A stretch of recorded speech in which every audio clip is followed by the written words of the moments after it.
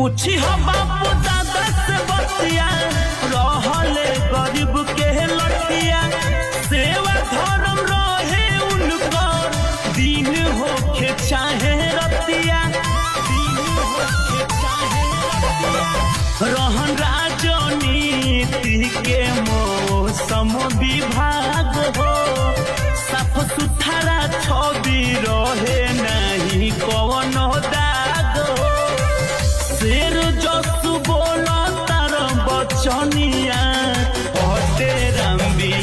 लाश जी के देनिया उनके हटे देनिया ये बबुआ उनके हटे देनिया उनके हटे देनिया मोबाइल लेके करो तार फुटनिया हटे रंबी लाश जी के देनिया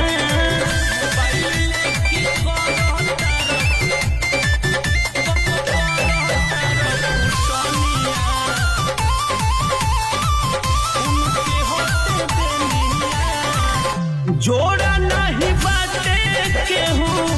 इनका दिमाग के जनता खातिर छोड़